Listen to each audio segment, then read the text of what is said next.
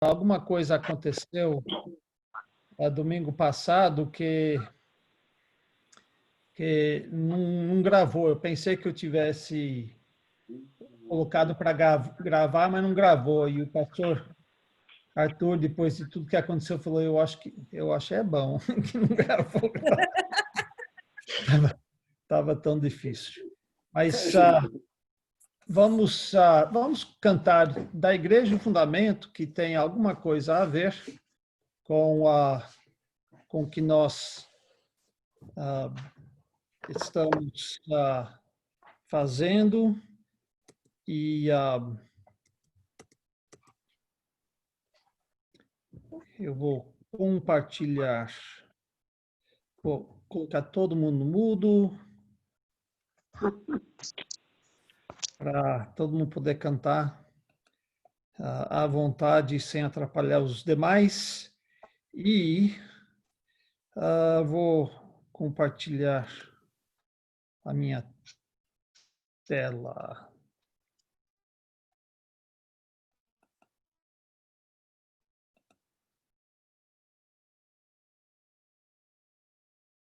Compartilhou? Parece sim.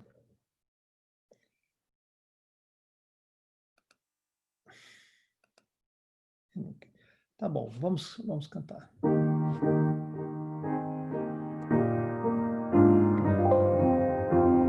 Só um minuto, que deu problema aqui. Pronto, tá bom, vamos lá. Da igreja o fundamento é Cristo Salvador, em seu poder descansa, é forte em seu amor, pois ele alicerçada, segura e firme está, e sobre a rocha eterna jamais abalará.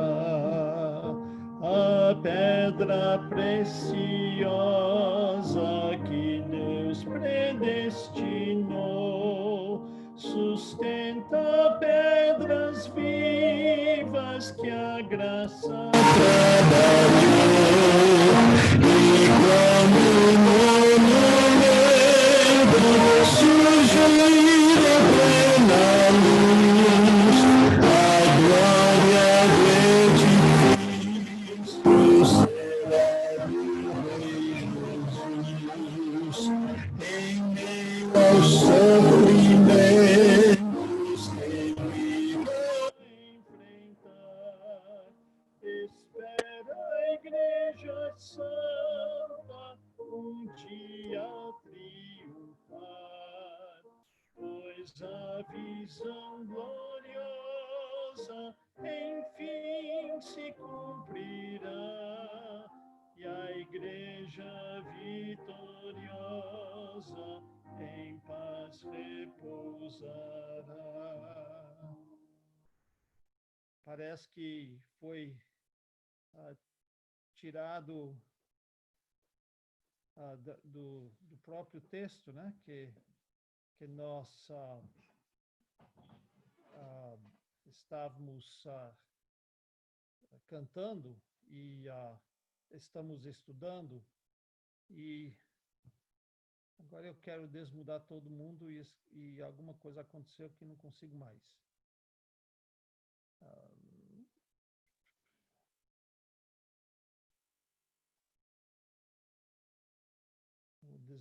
Cada um deve tirar o seu mudo aí.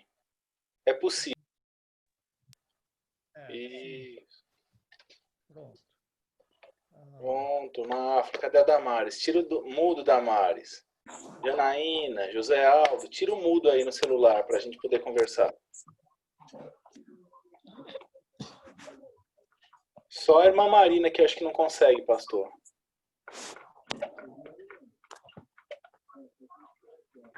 Mas eu estou ouvindo. E agora a gente está ouvindo a senhora, eu só não estou ouvindo o pastor Marco. Pastor quê?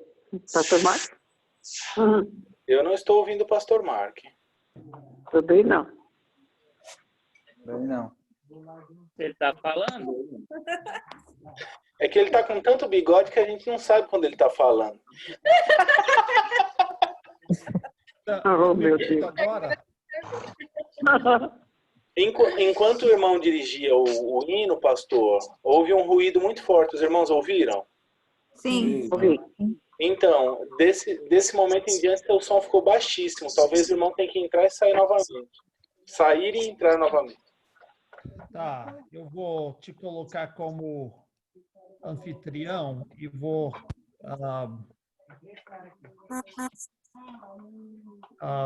vou te Não sai não, agora eu tô te ouvindo bem. tá me ouvindo? Agora eu tô ouvindo jóia. Também. Dá Tá, para não ouvir. sei o que aconteceu. Pronto. Tá, então vamos ter uma palavra de oração. Agora que resolvemos isso, vou pedir para o irmão Celso nos dirigir a Deus em oração, por favor. Senhor, nosso Deus e Pai, nós somos graças ao Senhor, Pai, pela misericórdia com nós, pelo seu plano de salvação, lá na eternidade. O Senhor nos amou, resolveu mandar o seu Filho Jesus para nos salvar. O Messias veio, cumpriu-se tudo aquilo que foi dito pelos profetas. Estamos muito gratos, né, pela sua bondade. E até hoje temos pastores para ministrar a tua palavra. Obrigado, Pai, por todas essas bênçãos. Eu agradeço, Pai, por tudo. Em nome do nosso Senhor e Salvador Jesus Cristo. Amém. Amém. Desculpa eu cortar a Anitta, ela está aqui do meu lado, mas o computador fica meio estranho no meu colo quando eu tenho que virar para lá. E os irmãos não estão vendo, mas eu estou com uma segunda tela aqui do meu lado direito, dá para até ver a luz na minha mão, da tela aqui, e essa tela está aberta a passagem de 1 Pedro 2, tanto em português quanto em grego, para a gente começar a estudar. E a pergunta que eu faço é, quantos conseguiram... Nós tivemos um dia a menos essa semana. Quantos conseguiram ler o capítulo 2 4 vezes? Eu só li 3, pastor.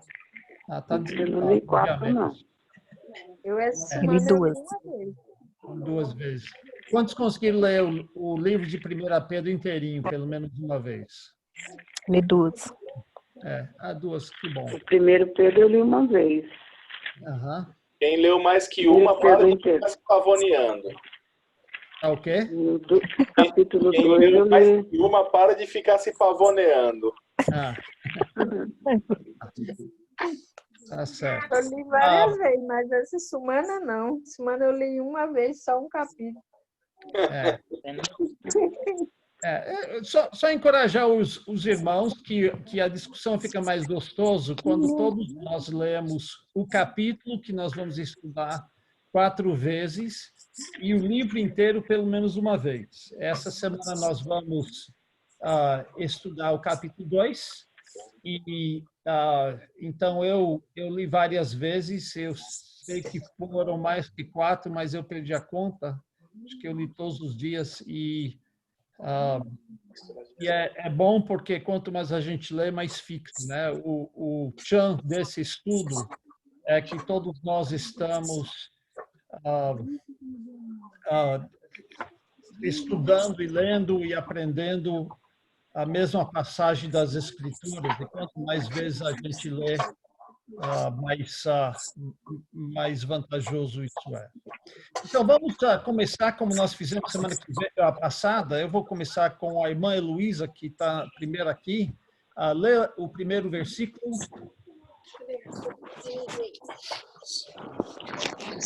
Pode ser? 1 Pedro, capítulo 2, versículo 1. Despojando-vos, portanto, de toda maldade e dolo, de hipocrisias e invejas e de toda sorte de maledicências, Só que aí, desejai ardentemente, como crianças recém-nascidas, o genuíno leite espiritual, para que por ele vos seja dado o crescimento para a salvação. Parou. tá.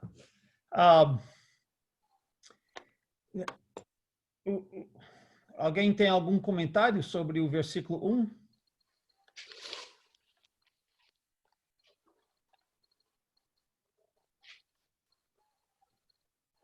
É uma exortação ao modo que nós devemos viver, né, pastor? Exatamente. Agora, por que essa palavra portanto?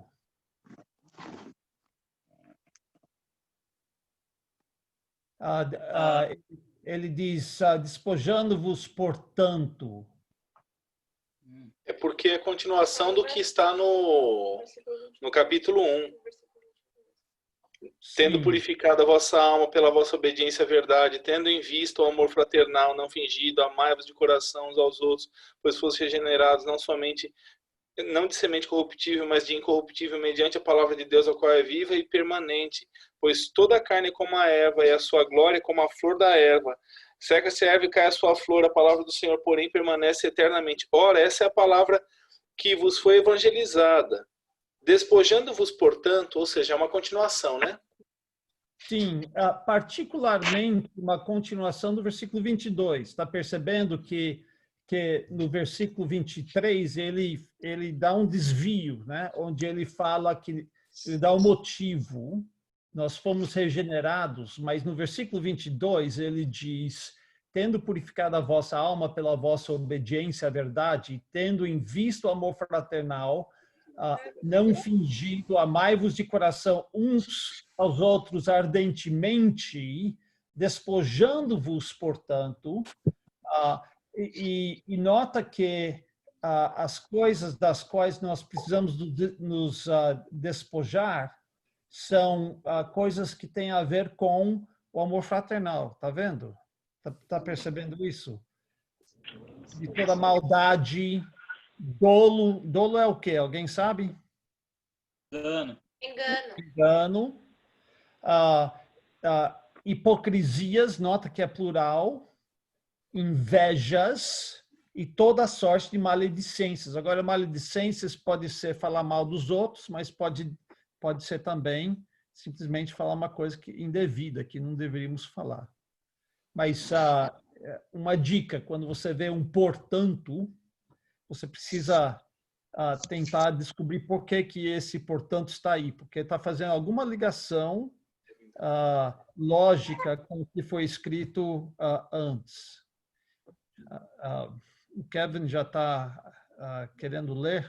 Ele está dando cambalhota lá, coisa mais linda. Pastor, Oi. na minha Bíblia não tem essa palavra portanto. Aí no capítulo 24 do versículo 1 tem porquê. Não, porquê. Porque toda Então é carne... diferente. E todas as coisas que o pastor falou, a minha tem aqui murmurações. No capítulo 2, primeiro versículo, tem murmurações. Fingimentos, invejas e todas as murmurações. Sim. Então, imagino que a irmã esteja usando a versão corrigida. É isso? Eu vou conferir uma aqui. Bíblia, deixa eu ver se é corrigida. Acho que não. Essa Bíblia eu comprei ainda lá em Piedade. É uma Bíblia que fala assim, que ó, Educação Religiosa, Publicações, da Imprensa Batista Brasileira. Certo. Não, é diferente, não é corrigida não, né? Tá, não é. Agora, o que eu posso dizer é que, às vezes, para fazer a tradução fluir mais, eles eliminam os portantos e os porquês e os pois. Sim. Mas eu posso garantir para a senhora que está no original. E murmurações é uma questão de tradução. mas a palavra literalmente significa falar contra, né? Então, maledicência, falar contra, todo tipo de falar contra. Certo. Obrigada pela informação. Tá. Leia, viu, dona Marina? Leia o versículo 2. Eu quero ouvir na sua versão que diz. Desejai afetuosamente, como meninos novamente nascidos, o leite racional não falsificado, para que por ele, vedes crescendo. Sim. Fala do leite para desejar como meninos, né? Sim. O leite puro, né? Porque diz que não falsificado, né? Sim. Nessa parte é uma boa tradução. No Novo Testamento, muitas vezes, há um contraste entre aqueles que são recém-convertidos, que precisam de leite, e aqueles que são mais maduros, que podem comer carne. A gente vê essa comparação, por exemplo, em 1 Coríntios, capítulo 3, no início, né? Paulo diz, eu queria falar com vocês como pessoas maduras, mas eu tive que dar leitinho em vez de carne, porque vocês ainda não podem suportar isso. Esse não é o ponto que Pedro está fazendo aqui. Quando ele diz desejar ardentemente, como a tradução mais precisa seria como bebês recém-nascidos, o genuíno leite espiritual. Estou vendo vários pais e mães aqui, e todos sabem como é quando você está dormindo aquele sono tranquilo, de repente, só tem uma coisa que resolve o problema, não é? Dar de mamar para o bebê, e não importa se você está com sono, o bebê está com fome. E a ideia é que nós deveríamos desejar leite, desejar como as crianças, né? Quer dizer que devemos ficar ansiosos e desejosos de aprender, de ouvir a palavra, né? Sim, nós vamos ver daqui um pouquinho o que é esse leite. Vou querer opiniões, mas fala do leite, da versão da senhora, que leite que é? Fala racional, mas falou outro nome. Fala que desejar afetuosamente, como meninos, sim, novamente nascidos. Sim, mas o leite... O leite racional, não falsificado. Sim, não falsificado. Para que por ele... É essa frase que eu queria, não falsificado. Veja que a ideia é não adulterado, ou seja, não comprometido. Então, em Uberlândia, quando eu era jovem, Faz tempo. Quê? Faz tempo. Não faz tanto tempo assim. Faz sim. A companhia que produzia o leite para Uberlândia era chamada Calu. Eu não sei, deve ser cooperativa, agropecuária, sei lá o quê, mas os uberlandenses já colocaram Calu, colocadora de água no leite de Uberlândia.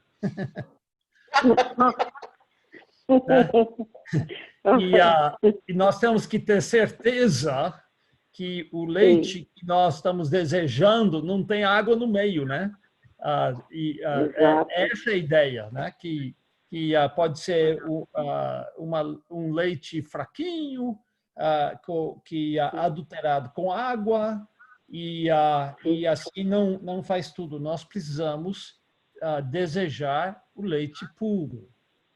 Mas que leite que é esse? A tradução da senhora disse o leite racional. A nossa tradução, que a Heloísa leu, é espiritual. O que vocês acham que está se referindo a essa palavra? Alguém leu, estudou, pensou? O John MacArthur diz que é a palavra. É o que nos dá crescimento para a salvação, que seria através da palavra de Deus. Crescimento para a salvação final. Está falando sobre a salvação escatológica. Tem umas versões, eu não sei como que a corrigida diz, mas tem umas versões que traduzem assim: desejar ardentemente, pelo menos em inglês tem, desejar ardentemente, como crianças recém-nascidos, o genuíno leite da palavra. A razão, o motivo é que a palavra traduzido, que estão tentando traduzir a palavra logikon. Logikon, eu vou colocar no chat para os irmãos verem, se os irmãos têm acesso ao chat. Logikon, eu estou colocando com letras em português, mas a forma que está no grego, você vai ver que temos várias palavras que têm a ver com isso. Um seria lógica, e também vocês já ouviram falar a palavra grega logos. A palavra grega logos significa palavra. Em João 1, onde diz no princípio era o verbo, é essa palavra que no princípio era o logos, e o logos estava com Deus, e o logos era Deus. Então, a palavra logos significa palavra, mas palavra no sentido de raciocínio, de um conteúdo. Lógico. Então, existem alguns, é por isso que algumas traduções falavam desejar ardentemente o leite da palavra, mas não seria, isso seria um chute, eu acho que não seria talvez a melhor tradução. O motivo que eles traduzem o genuíno leite espiritual não é porque, normalmente espiritual tem a ver com espírito, né? E a palavra espírito em grego é pneuma. A gente tem a ver com ar, com vento, a gente tem pneumático, tem o pneu do carro, porque tem ar dentro, tem a pneumonia, que é a doença dos pulmões, onde o ar vem, né? Mas aqui não é a palavra pneumática, é a palavra lógico. Por que lógico? Porque alguns acham que ele está dizendo que ele não está falando para nós desejarmos ardentemente leite de verdade, mas leite figurado, metafórico, entende? Então é por isso que eles traduziram espiritual. Leite, Pedro está dizendo metaforicamente falando, não leite, aquela substância branca, mas leite no sentido num sentido metafórico. E a gente ainda tem que perguntar, então, que leite que é esse? Agora, pode ser, como alguns dizem, a palavra, porque no capítulo 1, no finalzinho, diz que a palavra de Deus é viva e permanente, e essa palavra nos foi evangelizada, mas pode ser também que é Jesus Cristo, porque o que vai seguir ao versículo 2 é que nós devemos estar recorrendo, ou buscando, ou indo até Jesus Cristo, né? É isso que é a ênfase a partir do versículo 4. Então, mas as duas coisas são relacionadas. Deixem me fazer uma pergunta. Onde é que nós encontramos Jesus? Se nós formos buscar Jesus, na palavra. Se nós formos buscar Jesus, onde é que nós vamos encontrar ele? Na palavra. Então, no final das contas, dá na mesma. Mas devemos buscar o que é puro e não aquilo que é adulterado com água, com outras substâncias. Né? Entendi. Diluído, né?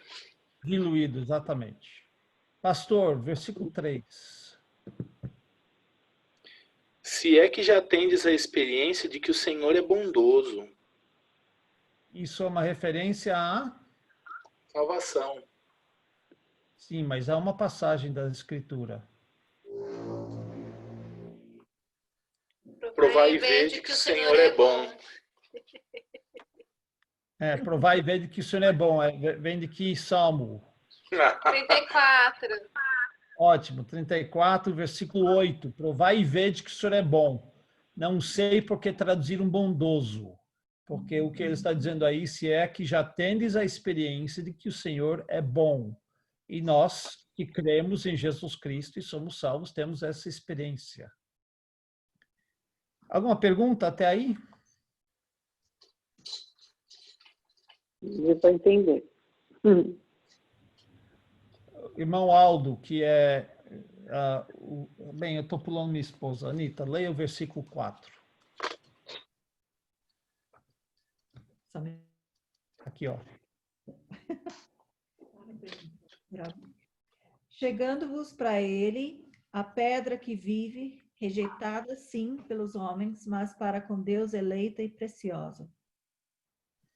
Então, esse ele está se referindo a quem? A Cristo. A Cristo, né? Porque versículo 3 diz, se é que já tens a experiência que o Senhor Jesus, é bom. Chegando-vos para ele, a pedra que vive, rejeitada sim pelos homens, mas para com Deus eleita e preciosa. Algum comentário aí?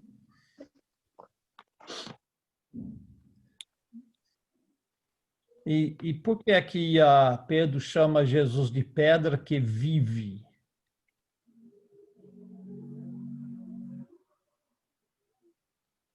Ele vai explicar, não vai? Sim, ele vai falar do fundamento, né?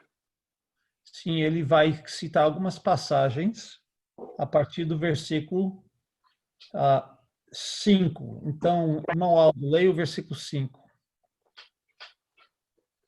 Também vós mesmos, como pedras que vivem, sois edificados casa espiritual para ser de sacerdócio santo, a fim de oferecer sacrifícios espirituais agradáveis a Deus por intermédio de Jesus Cristo.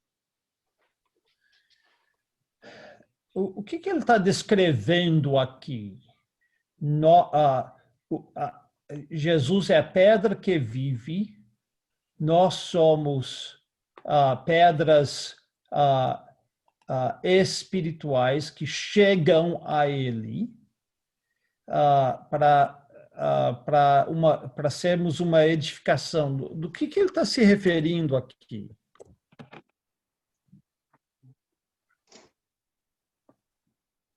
A igreja, né? Sim. A igreja que é composta pelos indivíduos que são ganhos por Cristo, alicerçados nele, que é a pedra angular, né? Fazendo aquela referência a uma construção dos dias do passado em que não havia alicerce, então eles apoiavam toda a construção numa pedra de esquina, né? E Cristo a pedra de esquina e nós os outros componentes do edifício. Sim. E a pedra de esquina também dá o formato, né, do edifício. Se a pedra de esquina, que é uma pedra de um formato esquisita, Mas se ela estiver fora do esquadro, o edifício inteiro está fora do esquadro, né?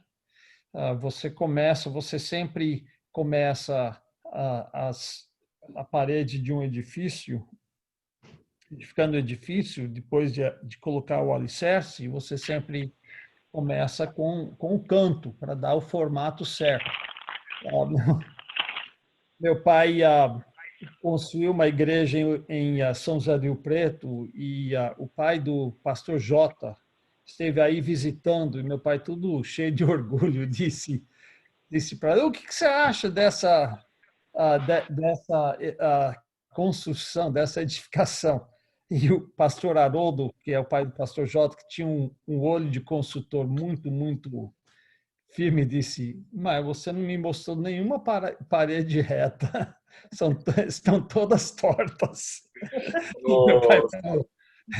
Meu pai falou: tem razão. Percebo que não tinha prumo. Quê? Percebo que não havia prumo. Ou quem tinha, mas não sabia usar direito, né? Mas um edifício edificado com Jesus de esquina, as paredes são retas e no esquadro. E é importante dizer que somos vivos porque por causa do fato que não somos um museu. A igreja não é um museu, mas é um organismo. Paulo gosta de falar sobre o corpo de Cristo. Nós somos um edifício de pedras vivas, onde todo mundo tem sua função e todos nós interagimos. E nota o propósito dessa casa espiritual. Para fazer o quê, irmão Aldo? Sermos o quê? Não entendi, pastor. Então, por que que Deus planejou essa casa espiritual no versículo 5? Para sermos o quê?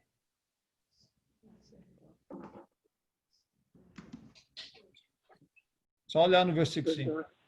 Edificado. Para ser sacerdócio, né, santo. Para sermos um sacerdócio santo e para podermos oferecer o quê? Oferecer sacrifícios espirituais agradáveis a Deus por intermédio de Jesus Cristo. Exatamente. Veja que sem a santificação do Espírito Santo, nossos sacrifícios não podem ser agradáveis a Deus. Isso é importante. Outra coisa, existe uma doutrina, essa passagem não é a melhor passagem para defendê-la, porque essa passagem não mostra a exclusividade da igreja, mas existe uma doutrina que nós batistas cremos, e a doutrina é o sacerdócio de todos os santos. Alguém já ouviu falar, fora o pastor, obviamente, mas alguém já ouviu falar dessa doutrina, o sacerdócio de todos os santos? E quer balançar a cabeça, Lailton, que você também é pastor. Eu não posso falar? Pode. Já ouvi falar.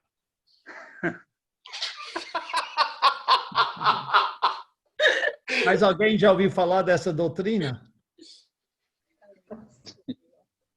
Parece que os católicos falam, não falam? Não, é justamente contra os católicos que nós cremos. Porque no católico, se você... quem é que oferece, na Igreja Católica, quem é que oferece o sacrifício? Parece que é padre. Eu o também padre. tenho essa impressão. O outro é o sacerdote, não é? É. Ele tem uma ordenação espiritual que dá especial, que dá a ele os poderes sobrenaturais para ele poder oferecer o sacrifício que, na teologia católica, o sacrifício é justamente o que nós chamamos de ceia do Senhor, a missa, né? Então, ele sacrifica, mais uma vez, Jesus Cristo. E só ele pode fazer. Se eles olhariam com horror a eu oferecendo o pastor Arthur, falando que esse é o meu corpo e celebrando a ceia do Senhor sem nós sermos ordenados. Mas nós batistas cremos que a igreja é composta de sacerdotes. E uma das passagens que nós usamos é essa passagem, 1 Pedro 2,5. Nós somos um sacerdócio santo. Significa que nós podemos ir diretamente a Deus, não precisamos passar por um padre, ele não precisa orar por nós, e não é ele que perdoa nossos pecados, nós somos capazes de oferecer, veja que tipo de sacrifício, não é sacrifício literal, a gente não mata mais cordeiros e bois e oferece a Deus, porque os nossos sacrifícios são espirituais, que nós oferecemos a Deus e são agradáveis por intermédio de Jesus Cristo, certo? Eu não tenho tempo para ir hoje, e eu estou vendo o tempo está correndo, eu não tenho tempo hoje de ir para Hebreus capítulo 10, que é a melhor passagem, que mostra que nós temos acesso imediato a Deus e não precisamos passar por um sacerdote. Mas nós podemos, sim, oferecer sacrifícios espirituais agradáveis a Deus por intermédio de Jesus Cristo. Agora ele vai colocar a base bíblica dele e eu vou pedir para irmã Neia, você tem acesso a uma Bíblia aí? Aqui. Leia então o versículo 6. Por isso também na Escritura se contém: eis que ponho em Sião a pedra principal da esquina, eleita e preciosa, e quem nela crer não será confundido. Sim, nossa versão diz, não será de modo algum envergonhado. Sião é o monte onde fica o templo. Hoje em dia fica em Jerusalém. Originalmente ficava ao norte de Jerusalém, hoje já é incorporado na cidade. E isso é uma profecia que vem de Isaías 28:16. E Pedro está dizendo que essa profecia está falando sobre Jesus Cristo, que será uma pedra angular. E nota, ele repete essa frase, eleita e preciosa, porque ele havia dito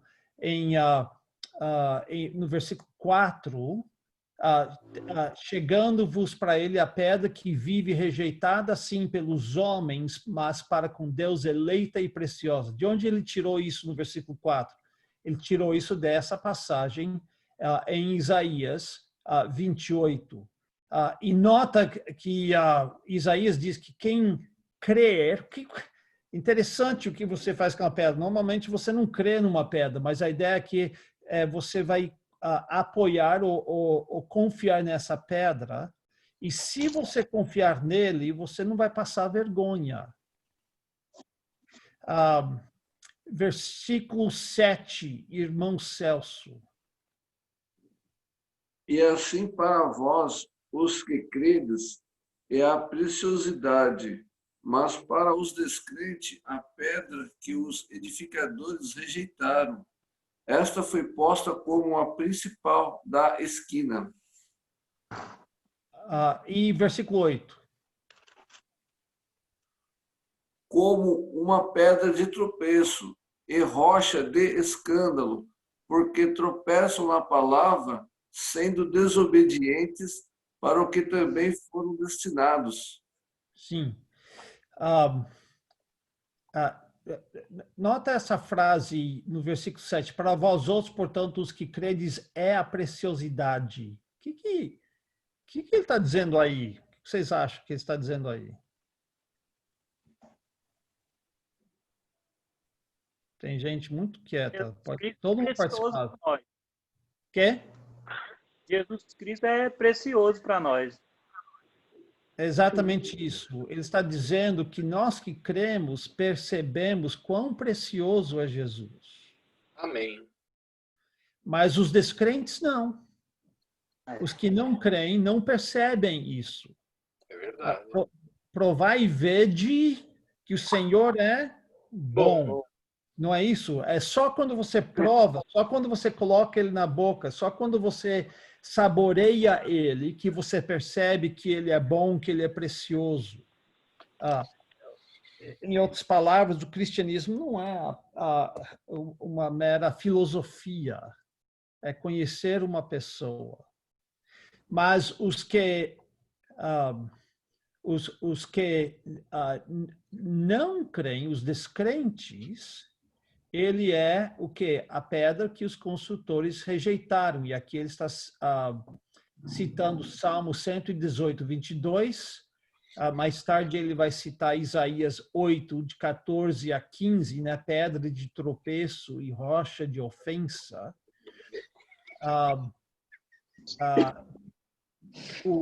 Essa palavra ofensa é a palavra em grego skandalon, e a gente tira isso, a palavra escândalo, mas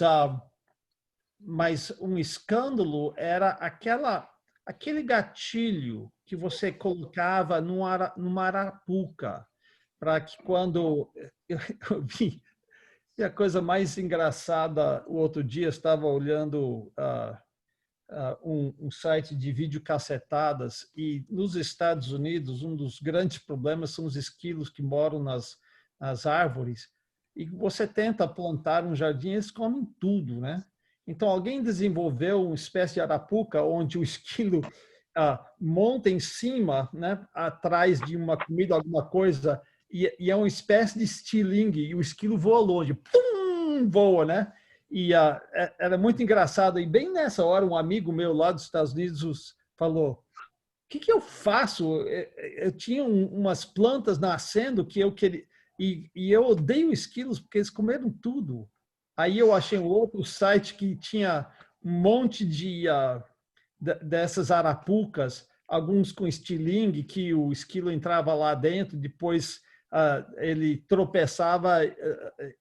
tropeçava em cima do escândalo e jogava ele para a casa do vizinho, né?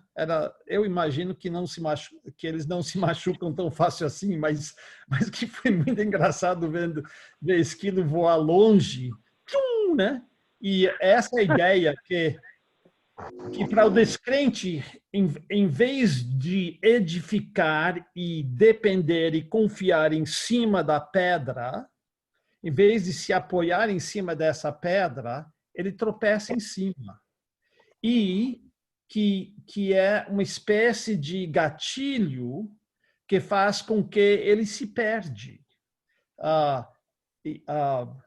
Eles tropeçam na palavra, por quê? Porque são desobedientes e foram... Irmão Celso, como que diz a sua versão no versículo 8, a última palavra do versículo 8? A minha fala que foram destinados. Foram destinados, é uma boa tradução. Minha versão diz foram postos. É uma boa tradução. Eles foram postos, eles foram destinados para isso, eles foram preparados. Se não me engano, essa é a palavra, a ideia original, que eles foram preparados para isso, para tropeçar nisso. Pelo contrário, nós somos, versículos 9 e 10. Pastor Lailton, por favor.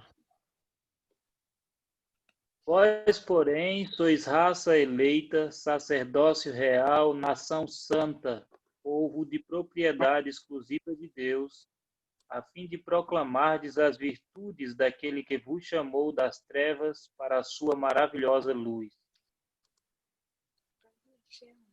Até o versículo 10. Vós, que antes não era povo, não erais povo, mas agora sois povo de Deus, que não tinhais alcançado misericórdia, mas agora alcançastes misericórdia. Por algum tempo, esse versículo foi um problema para mim, porque o versículo 9, ele está citando o quê? Vós, porém, sois raça eleita, sacerdócio real, nação santa, povo de propriedade exclusiva de Deus. Ele está citando que passagem?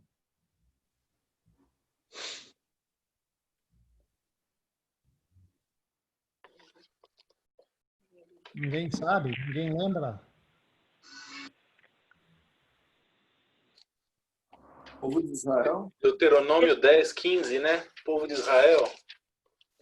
Eu estou vendo que ele tem Deuteronômio no meio, mas a passagem que eu lembro é Êxodo, capítulo 19, versículos 5 e 6. Eu quero que os irmãos lembrem um pouco, porque foi a primeira vez que isso foi dito, lembrem um pouco da história. Êxodo 19, 6, né, pastor? Sim, 19, 5 e 6. Lembra que Deus tirou Israel do Egito com sua forte mão e finalmente, no final do capítulo 18, se não me engano, eles chegaram no Monte Sinai, ou Monte Horebe, onde Deus tinha prometido para Moisés que eles chegariam. Agora, no capítulo 19, Deus está propondo para a nação de Israel. Lembra que um povo, naquela época, eram todos descendentes de um mesmo progenitor. Então, o povo de Israel eram todos descendentes de Abraão, por meio de Isaac e Jacó. Israel é um outro nome de Jacó, e eram todos descendentes dele, e fizeram um povo com a mesma língua, com a mesma ascendência, eram tudo parente. E Deus propõe a eles que eles fazem uma aliança com o próprio Deus. Ele diz: se vocês entrarem nessa aliança comigo, vocês vão ser uma raça eleita, sacerdócio real, nação santa, povo de propriedade exclusiva minha, e eu vou ser o seu Deus. Vocês topam? E eles falaram: sim, a gente topa. Então, ele mandou Moisés dizer para o povo de Israel, você pode ler isso em Êxodo 19, mais tarde, ele disse para Moisés, então, você prepara o povo de Israel, porque daqui 3 dias eu vou descer sobre o monte e nós vamos conversar. Aí, no final do capítulo 19, depois de 3 dias, Deus desce sobre o monte com trovões e relâmpagos, e barulho, e nuvem espessa, o povo fica com medo, Moisés sobe, Deus diz para ele, desce lá de novo, fala para eles não tocar nesse monte, porque se eles tocarem, eles vão morrer. Moisés disse, mas eu já coloquei uma fronteira em volta e ninguém vai atravessar. Deus diz, não, mas volta lá e fala para eles. Aí ele chegou lá embaixo e Deus começa a falar diretamente com eles. E o que ele fala no capítulo 20? O que nós temos em Êxodo 20? 10 mandamentos, né? 10 mandamentos. A irmã Marina falou isso, do 20 dos 10 mandamentos. Depois dos 10 mandamentos, nós temos mais algumas leis, até o capítulo 23. O que são essas leis? São um contrato que Deus está fazendo com Israel. Ele está dizendo, se vocês obedecerem às minhas leis, e eu estou te dando essas leis, eu vou ser o seu Deus. Então, esse era o contrato. É mais ou menos como no sistema feudal da Idade Média, onde o senhor feudal pedia dos seus vassalos a lealdade. Olha, essas são as minhas leis. Se você guardar minhas leis e for leal a mim, eu vou te proteger. Então, é mais ou menos isso que está acontecendo em Êxodo 19 a 23. E a aliança é assinada com sacrifícios no capítulo 24, certo? Então, por que isso me perturbava? Porque parece que e Pedro está de fato usando as mesmas descrições de Israel para com a igreja, mas precisamos manter em mente que Israel e a igreja não são a mesma coisa, são dois povos diferentes. Porque Israel tem suas próprias profecias, seu próprio modo de viver, seu próprio destino. A igreja é um outro povo. O que me ajudou a entender é que nós somos um outro povo de Deus. E nós, em vez de sermos unidos por descendermos do mesmo progenitor, nós somos unidos porque em Cristo nós fazemos parte do mesmo corpo. Então, isso faz com que nós somos um povo distinto de Israel. Nossas promessas são diferentes, tanto é que na nossa igreja não existe distinção, nas igrejas não existe distinção entre gentio e judeu, não existe distinção entre branco ou preto, rico ou pobre. Esse tipo de divisão racial acabou. Em Israel tinha. Na época de Israel, para você... eles eram um povo de Deus. Havia outros povos, né? Os edomitas, eles eram descendentes de quem? Esaú. Os moabitas eram descendentes de...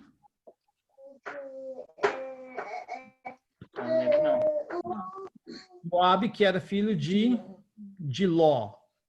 A mesma coisa com os amonitas, eram descendentes de Ben-Ami, que era um dos filhos de Ló, e assim por diante. Os ismaelitas, que hoje são os árabes, todos descendentes, e no Oriente Médio ainda existe isso. Eu conheci, não no Oriente Médio, mas em plenos Estados Unidos, um homem que se dizia assírio.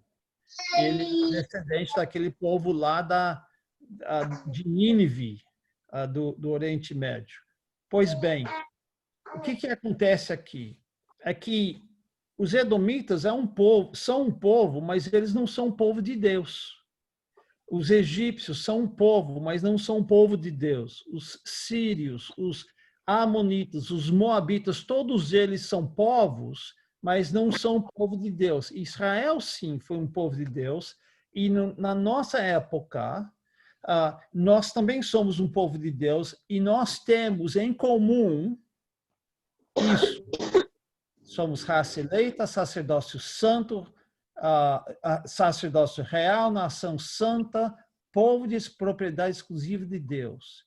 E qual é o nosso propósito?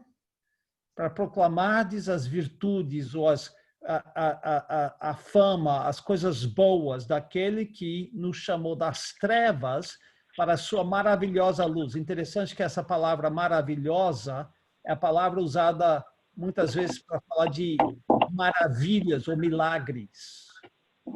Aí ele pega um versículo que é de Oséias, capítulos 1 e 2, vós, sim, que antes não erais povo, mas agora somos povo de Deus.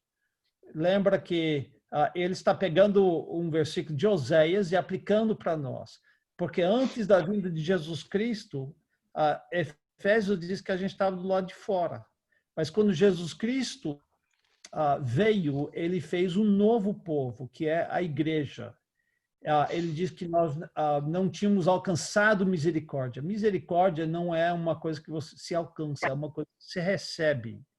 Então, o verbo no grego é que não tinham sido misericordiados, mas agora fostes misericordiados, se nós podemos colocar. A NVI diz, não recebestes misericórdia. Sim, exatamente. Tá, então isso coloca a nossa posição especial como povo de Deus, que tem algumas coisas em comum com o povo de Deus do Antigo Testamento. Josi está aí com Bíblia também? Dá para ler ou tá ocupada? Não, posso ler. Versículos 11 e 12, por favor. Amados, exorto-vos como peregrinos e forasteiros que sois, a vos absterdes das paixões carnais que fazem guerra contra a alma, mantendo exemplar o vosso procedimento no meio dos gentios, para que naquilo que falam contra vós outros como de malfeitores, observando-vos em vossas boas obras, glorifiquem a Deus no dia da visitação. Vocês estão percebendo como esses versículos que falam que nós somos peregrinos e forasteiros, eu diria peregrinos é a palavra gringo, estrangeiros e peregrinos. Por que nós somos estrangeiros e peregrinos? Estão vendo que isso vem diretamente do que ele acaba de dizer, que nós somos um povo de propriedade exclusiva de Deus, que nós fomos chamados das trevas para a sua gloriosa luz, que nós não éramos um povo, mas hoje somos povo de Deus. Isso significa que nós, como cristãos, estamos vivendo num mundo onde nós estamos de passagem. Eu sou americano, morando no Brasil. Agora, eu já vivi muito mais no Brasil do que nos Estados Unidos, mas de vez em quando coisas acontecem que me lembram do fato que eu, embora muitos anos no Brasil, ainda sou um estrangeiro aqui. Não sou nativo. O outro dia eu estava falando, eu acho que com a quarentena, eu fico aqui só falando com a Anitta em inglês, estava falando com o pastor Arthur e ele disse, seu português ficou pior. É um lembrete que eu não sou um brasileiro nativo, né? Acontece quando eu só falo inglês em casa, de repente eu tropeço no português. Há coisas que nos lembram disso. E o que ele está dizendo aqui é, não fiquem acomodados. Você deve sentir-se estrangeiro. Você deve sentir-se... você tem que viver aqui, mas você pertence ao céu. E portanto, você não pode participar das coisas que antes você participava. As paixões carnais. Paixão aqui é um desejo ardente que vem da nossa carne, do nosso corpo, que guerreiam, que querem destruir a nossa alma. Nós precisamos ser exemplos em meio aos gentios, isso é, aos pagãos, para que quando eles falam mal da gente, como malfeitores, eles vão perceber que, na verdade, nós não somos malfeitores. Eles vão glorificar a Deus no dia da visitação, que provavelmente é uma referência ao dia em que todos estaremos perante Cristo. Eles vão ter que admitir que nós fizemos bem. Versículos 13 a 17. Não quero obrigar ninguém a ler, mas, Janaína, você gostaria de ler? Sim, pastor. Versículos 13 a 17. Sujeitai-vos, pois, a toda a ordenação humana por amor do Senhor, quer o rei, quer como o superior, quer aos governadores, como para eles enviados para castigo dos malfeitores, e para louvor dos que fazem o bem. Porque assim é a vontade de Deus, que, fazendo bem, tapeis a boca à ignorância dos homens loucos, como livres e não tendo a liberdade por cobertura da malícia, mas como servos de Deus. Honrai a todos, amai a fraternidade, temei a Deus, honrai o rei. Certo. Eu acho que isso é bem claro.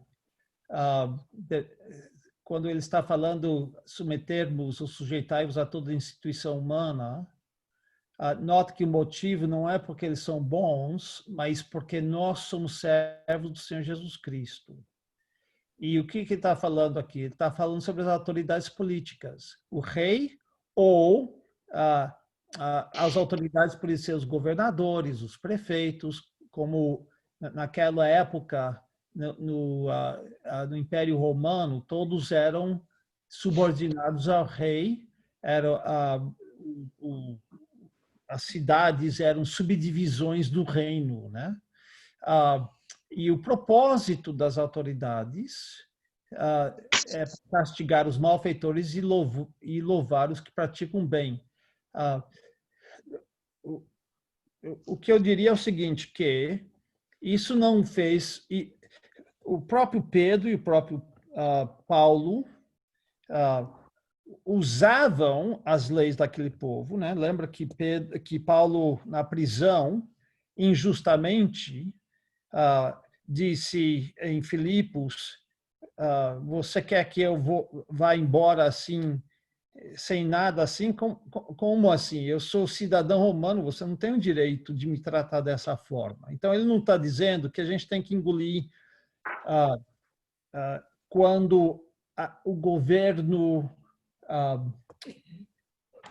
viola suas próprias leis e nos maltrata, né? Nos Estados Unidos está tendo uma grande bafafá nessa época de coronavírus, porque muitas igrejas, os políticos estão dizendo, não, você não pode reunir como igreja. Eles estão dizendo, espera aí, a Constituição humana me garante liberdade religiosa, me garante liberdade de assembleia. Como é que você diz que eu não posso me reunir assim? Durante algum tempo estavam dispostos a reunir de outra forma, mas agora que está amenizando, eles não aceitam mais isso. Eles têm o direito de fazer isso debaixo da lei americana. Da mesma forma, nós podemos exigir que o governo nos trate conforme a lei. Mas, feito isso, nós temos que nos submeter às leis do nosso país. O fato que somos salvos não faz, e que a nossa cidadania está no céu, não nos dá o direito de sermos rebeldes aqui na terra.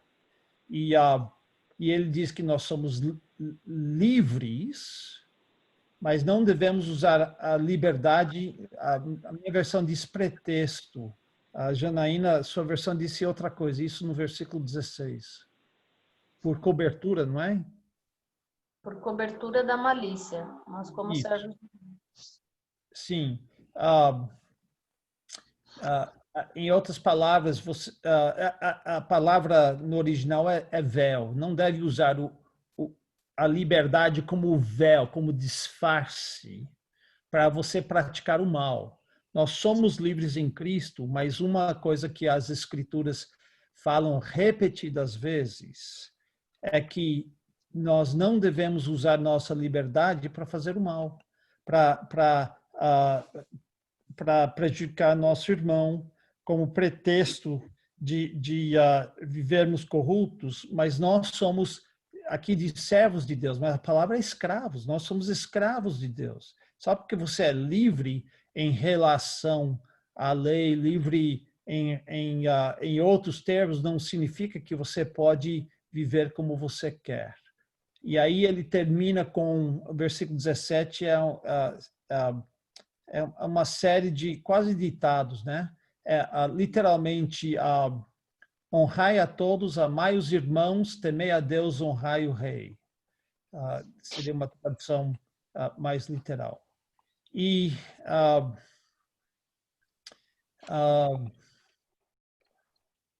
vamos ler do versículo 18 ao 20, e está todo mundo escondido. Eu vou pedir que o pastor Arthur leia 18 a 20. Servos, sede submissos com todo o temor ao vosso Senhor, não somente se for bom e cordato, mas também ao perverso. Porque isso é grato, que alguém suporte tristeza sofrendo injustamente por motivo de sua consciência para com Deus. Pois que glória há, se pecando e sendo esbofeteados por isso, o suportais com paciência? Se, entretanto, quando praticais o bem, sois igualmente afligidos e o suportais com paciência, isso é grato isso é grato a Deus. O servo aqui é o criado, né? O servo caseiro, não aquele servo que vai lá no campo, mas aquele servo que fica em casa. Mas, de qualquer forma, é o escravo e tem que ser submisso ao senhor. Naquela época tinha escravidão. E não somente o bom e o bacana, o gentil, mas também aquele que maltratava. E aqui nós temos um princípio: se nós vamos sofrer, que seja por fazer o bem e não por fazer o mal. Se você se você recebe uma multa porque você estava correndo demais, pague essa multa e fica calado. Você não tem direito nenhum de reclamar, né? Você está errado. E se você fizer isso, que aqui diz que glória há de você suportar isso calado. Mas é graça a Deus se você não estava correndo e recebeu a multa por excesso de velocidade. E você suporta isso calado. Estou dando um exemplo, talvez não muito bom, né? Mas você faz o que é certo, você trabalha para 2 lá no serviço e você é maltratado por isso. Ele está dizendo, para de reclamar, porque isso para com Deus, isso é benéfico, que você isso é graça de Deus, quando você consegue fazer o que é certo e sofrer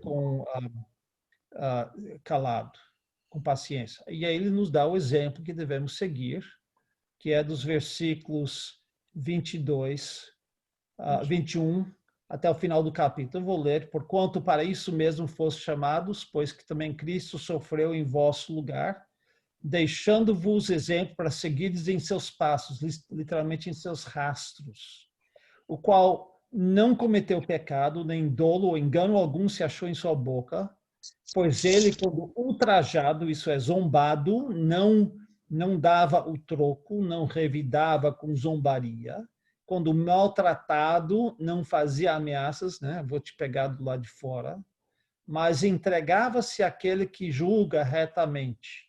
Em um versículo que nós ouvimos domingo à noite, carregando ele mesmo em seu corpo sobre o madeiro os nossos pecados, para que nós, mortos para os pecados, vivamos para a justiça. Por suas chagas ou suas feridas, fostes sarados, aqui no sentido espiritual. Porque estáveis desgarrados como ovelhas, agora, porém, vos convertestes ao pastor e bispo no sentido de supervisor, daquele que cuida de vossa alma. A única coisa que eu diria aqui é que duas coisas. O contexto é que Cristo sofreu calado e deixou a vingança com o Pai dele, e isso é para servir de exemplo para nós. Mas a segunda coisa é que, olha, uma das declarações mais claras do fato que Jesus Cristo morreu como substituto pelo nosso pecado. Ele carregou ele mesmo em seu corpo sobre o madeiro os nossos pecados. Ele não sofreu pelo pecado dele, ele sofreu pelos nossos pecados. Isso é substituição. Ele morreu a nossa morte, ele sofreu o nosso sofrimento, que nós merecíamos sofrer, para que nós pudéssemos ter vitória sobre o pecado. É isso que significa que estamos mortos para os pecados e vivamos para a justiça. Isso não significa que a gente já chegou ao ponto de nunca mais pecar, mas significa que nós temos hoje o poder para dizer não para o pecado, sim para Deus, para viver para a justiça. A morte dele, as feridas dele, nos sarou do nosso pecado. Que maravilha. Ele está citando que passagem aqui? Ou se referindo a que passagem?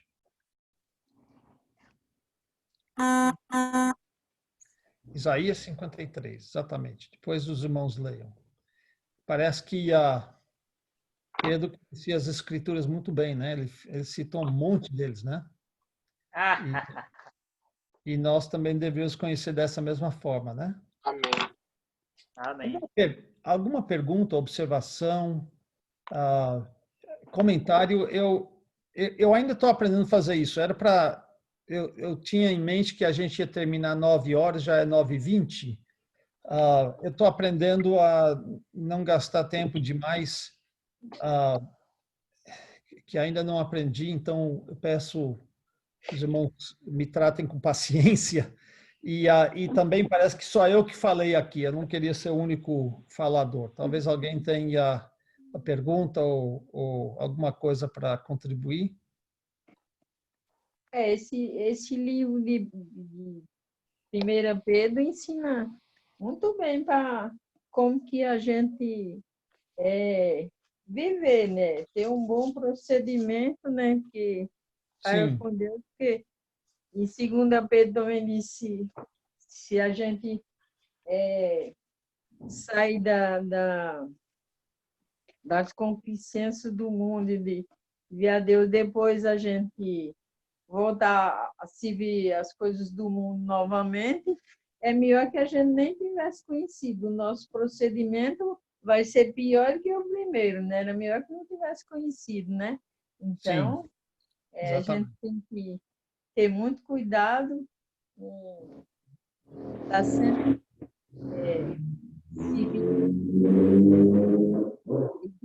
como ensina muito bem para nós. Sim. E o que eu amo de 1 Pedro é como tudo é baseado. Não é. A lei também ensina como você deve viver, mas a lei ensina com ameaça. Né? Se você fizer isso, você vive. Se você desobedecer, você morre. Mas 1 Pedro nos ensina dizendo: você foi comprado com sangue, você não se pertence mais, você é um povo especial. Então, eu gosto da base, porque no Novo Testamento mudou, né? A base agora é o que Cristo fez por nós. E ele nos chamou para ser um povo exclusivo dele, um povo especial, que pedras vivas construídas em cima da pedra viva, né?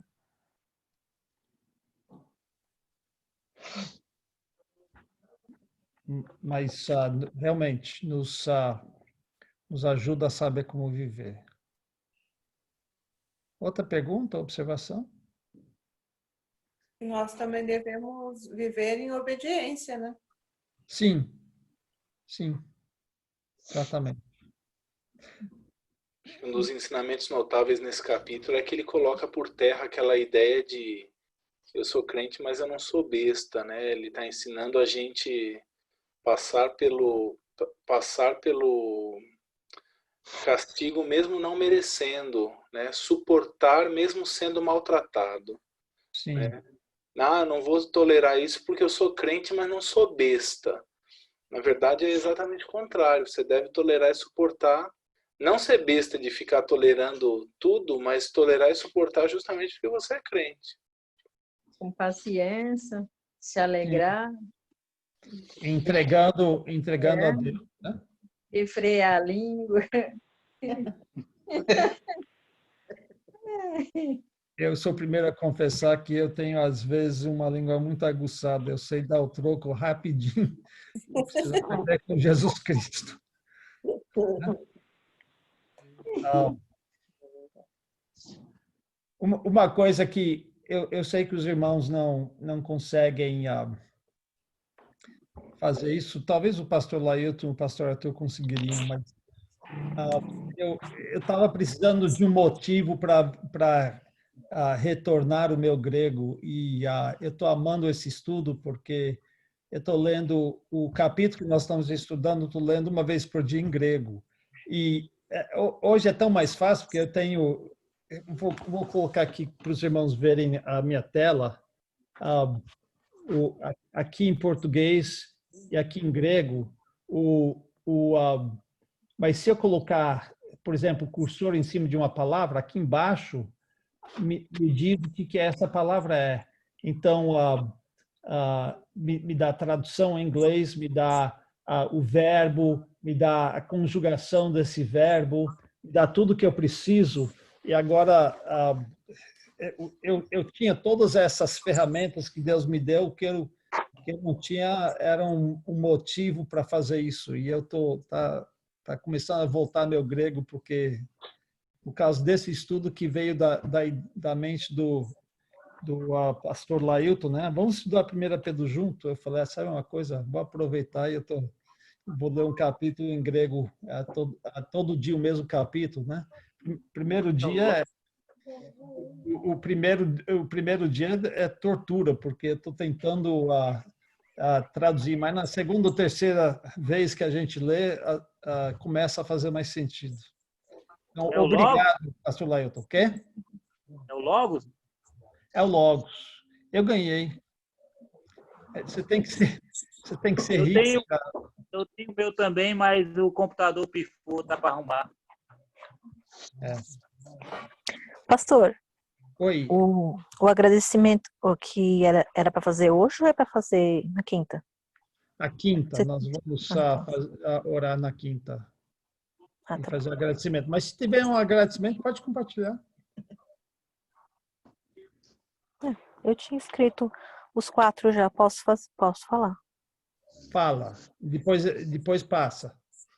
Para a gente colocar no boletim.